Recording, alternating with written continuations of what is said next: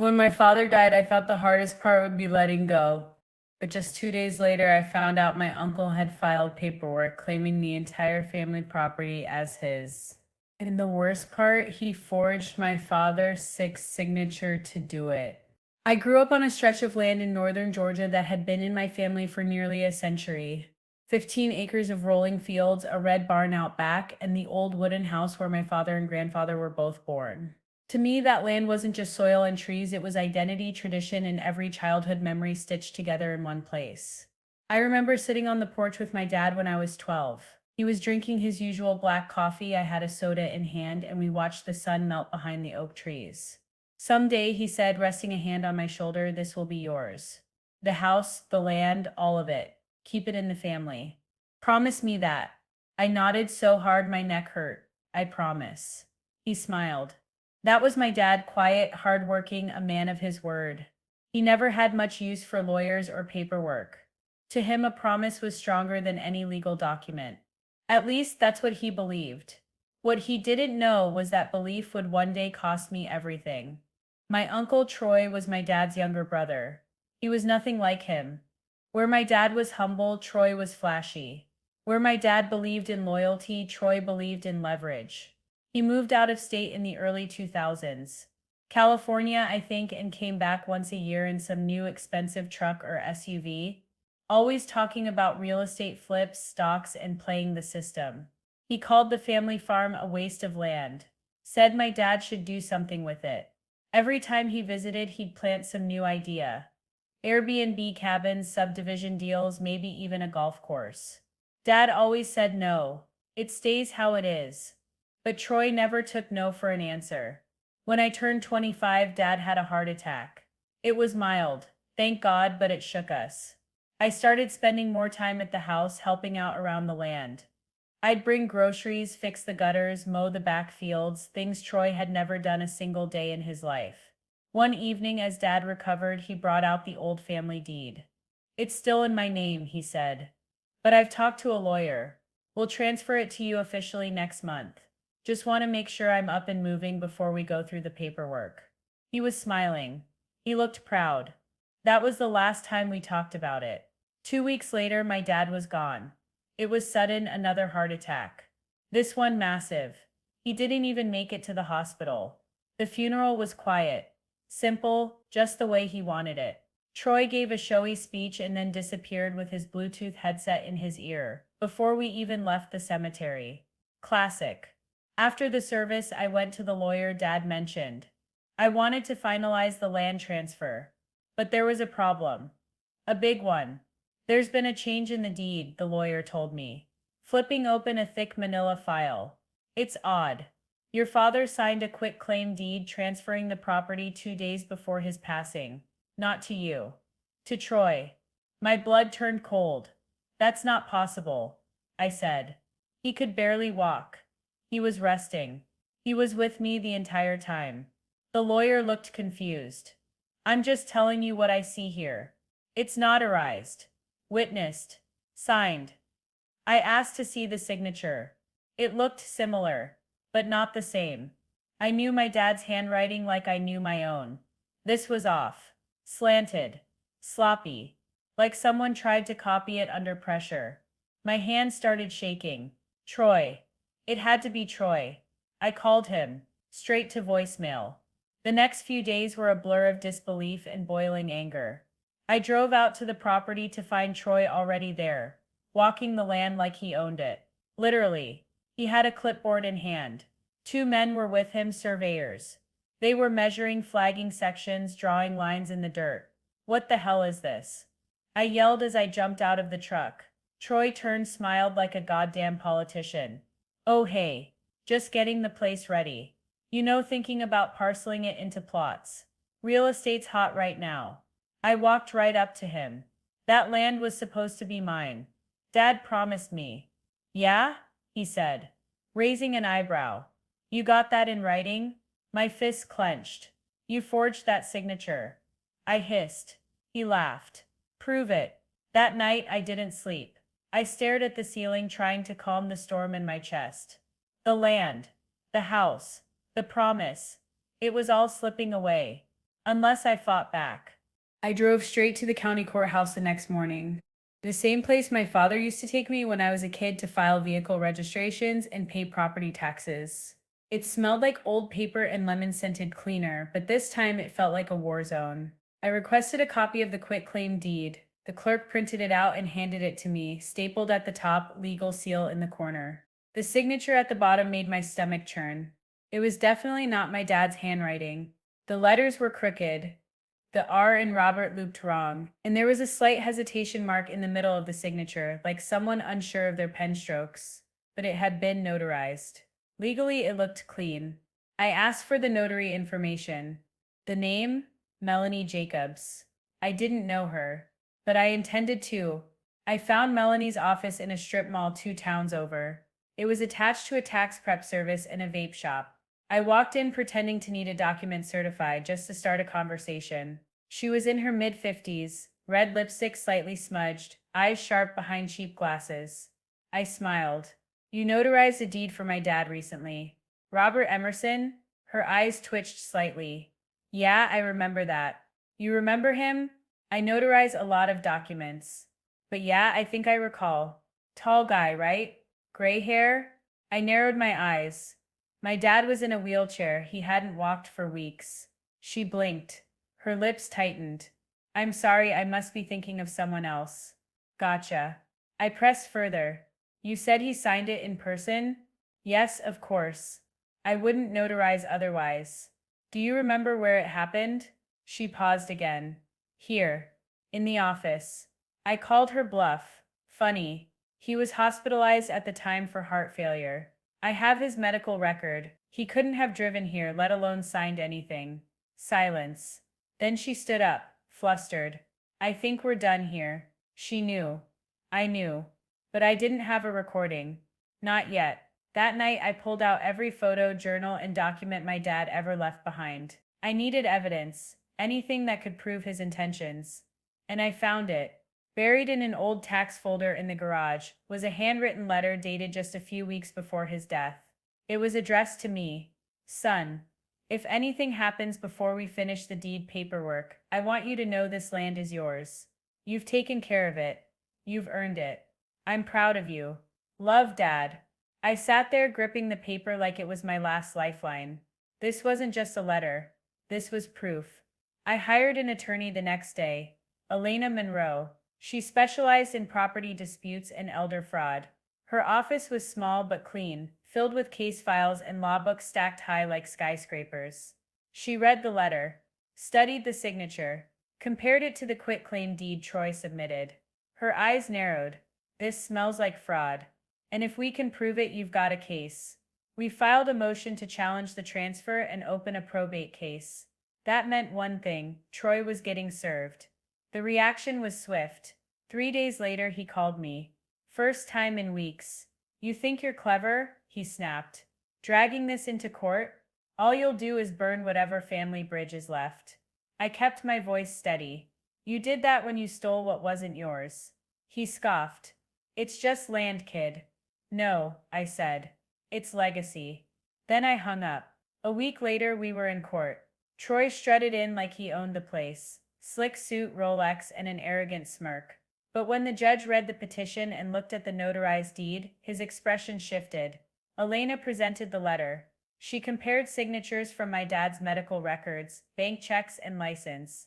She even showed cell tower pings, placing my dad miles away during the alleged notarization. Then, she dropped the hammer. I subpoenaed the notary, she said.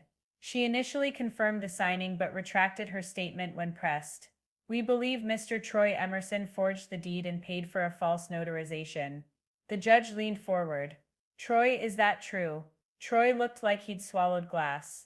I don't remember. Maybe. Maybe Robert signed it when I visited him. He was weak, maybe confused. Confused enough to sign away his legacy? On land he swore would stay in the family? Elena snapped. Troy had no answer. The judge paused. We'll reconvene next week after handwriting experts review both signatures. But based on what I see so far, this court is leaning heavily toward fraud. Troy paled.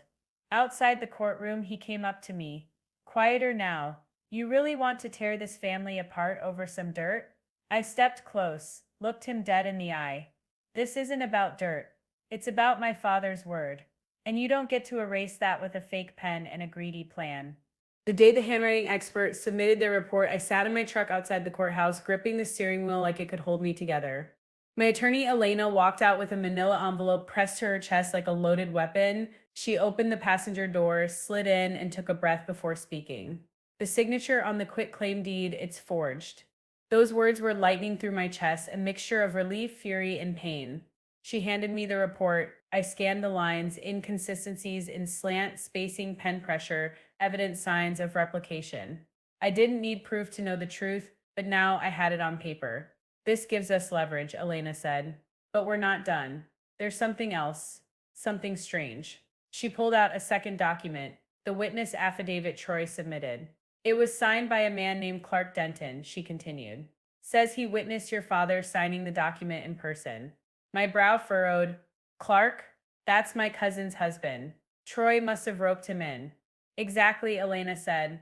And if we prove collusion, we've got both civil and criminal grounds. You ready for that? I looked at her. He's helping Troy take my father's land. Damn right, I'm ready. That evening, I drove to Clark's house. It was one of those new builds in a soulless cul-de-sac. White siding, fake brick, and two-car garage filled with junk they probably hadn't touched since the move-in. My cousin Kayla opened the door. She looked surprised but not unfriendly. Hey, she said. Wow, it's been a while. Yeah, I said. Is Clark home? Her smile faded a bit. He's out back. You want to come in?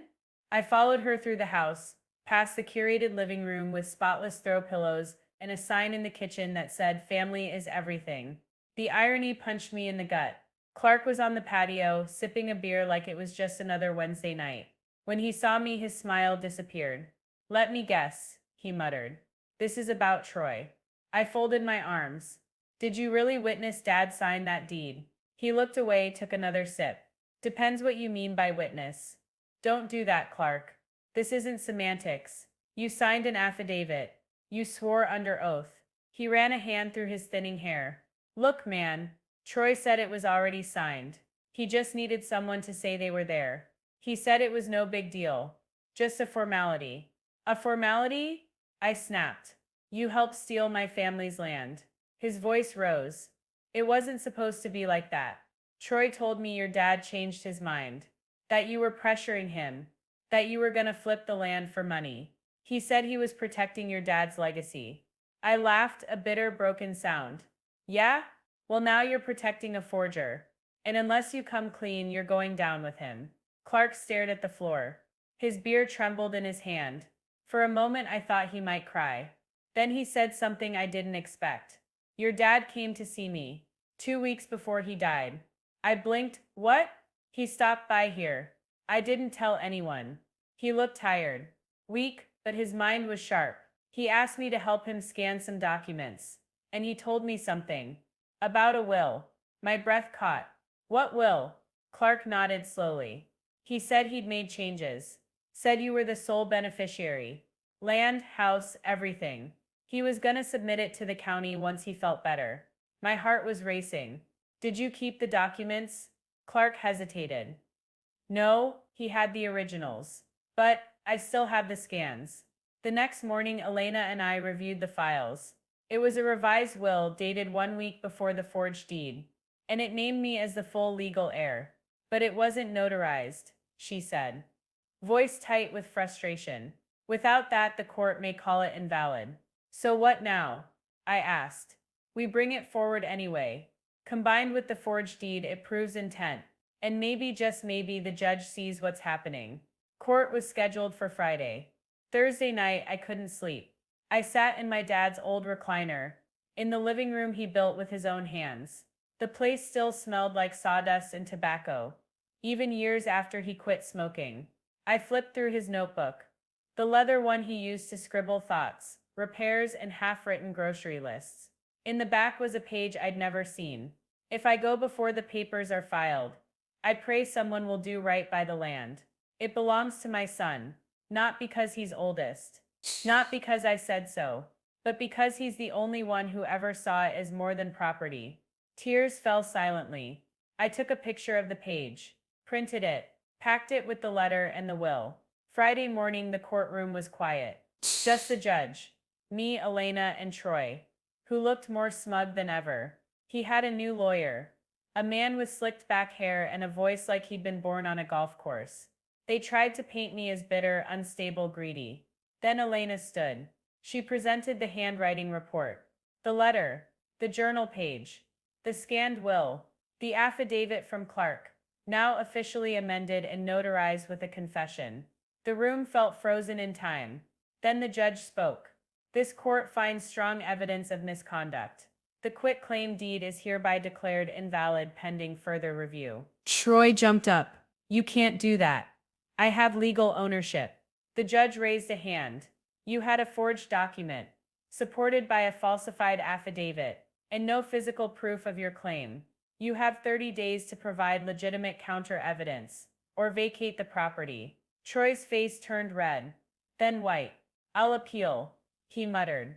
You do that, the judge replied. But I suggest you find a better forger next time. Outside, I breathed for the first time in weeks. It wasn't over. Not legally. Not emotionally. But the land was back. At least for now. That weekend, I walked the property lines again. Frost coated the grass. The sky was a dull gray. But it felt alive. Mine. Ours. And for the first time since Dad died, I felt like I had him with me again. 3 days after the court ruling, I received a certified letter at my doorstep. It was from Troy's attorney. Inside was a formal notice of appeal, a request for a temporary injunction, and unbelievably, a cease and desist claiming I was illegally occupying his land. My hands trembled. He wasn't done. He was doubling down. I called Elena immediately. Can he do this? I asked, my voice somewhere between panic and exhaustion. She sighed. He can file an appeal. Doesn't mean it'll hold. As for the injunction, we'll fight it. But be prepared. He's playing dirty and he's desperate. Desperate wasn't the word. That night I found tire marks through the front yard. The barn door was ripped open. Tools missing. The irrigation system slashed. Someone had vandalized the property. No note. No fingerprints. Just destruction. I didn't need evidence to know who did it. The sheriff came, took photos, wrote a report, but he couldn't press charges without proof. This kind of thing happens when money and land get mixed, he said, spitting tobacco into the dirt. Seen it tear more families apart than meth or moonshine ever did. He wasn't wrong. The next morning, I visited the land survey office to get updated boundary maps for the next hearing. A clerk named Nancy greeted me, flipping through dusty records and pulling out the newest satellite scans. As she printed them, she paused. You're Robert Emerson's boy, right? I nodded. She smiled. Your dad came in about 6 months ago. Real serious. Wanted to update his property map and mark something off. Said it was for a special purpose. She handed me the map. There in the northeast corner, marked in red ink, was a small rectangle labeled, for future family preservation, not to be sold. My chest tightened. What is this? She shrugged. Didn't say. Just asked us to register it quietly. Said if anything ever happened to him, someone might need to know. Elena's eyes widened when I showed her the map. This is huge, she said. If we can prove intent, not just ownership, we can challenge the appeal more aggressively. But what was he preserving? We didn't know. Until we went back to the property, the northeastern corner hadn't been touched in years. Overgrown shrubs, wild grass, and a few leaning fences. I brought hedge clippers, boots, and half a day's worth of sweat. After clearing the brush, I saw it.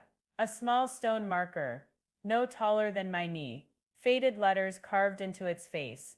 Thomas Emerson, 1894, 1932. My great-grandfather. Buried on the land. No headstone. No records. Just a handmade memorial. Next to it, a second stone. This one barely visible. Worn down with time. Sarah E. Emerson. 1901. 1949. My great-grandmother. 2 graves. Unmarked. Unknown. Protected by my father. We called a local historian. who confirmed what we found. The Emerson family had buried several relatives on the land before funeral homes became common. The area, if proven, could qualify as a heritage preservation zone, meaning it couldn't be developed or sold. That was what Dad meant by preservation. He wasn't just saving land, he was saving them. Troy's attorney scoffed when we presented the evidence. So now we're dealing with ghosts? He sneered. Elena fired back. No, we're dealing with heritage, something your client knows nothing about. The judge ordered a site inspection. 2 weeks later, we stood there. Me, Elena, Troy, his lawyer, the judge, and a county preservation officer. As the markers were unearthed and confirmed, Troy's face drained of color. He realized he couldn't develop this land. He couldn't sell it. He couldn't subdivide it. The appeal fell apart that very afternoon. But Troy wasn't done. 3 days later, I got another call. This time from my cousin Kayla. She was crying. Troy's been contacting everyone in the family, she said, saying you manipulated Dad, that you made all this up. He's trying to get people to testify against you, to say you forced the will. I sat down, cold inside. I knew he'd play this card. Not just that, she said. He offered me money to say I saw you forging something. I said no, but he's asking around. I was stunned. You think anyone'll agree? I don't know, she whispered. But Aunt Marlene is acting weird. She always liked Troy. Aunt Marlene, the family gossip, the one who wore fur coats in the summer and drank wine like water. She was my dad's cousin, older but sharp as ever. I visited her the next day. Darlin', come in, she purred, fixing her lipstick in the mirror. I heard you've been speaking with Troy. She raised an eyebrow. That's so. He's saying I manipulated Dad.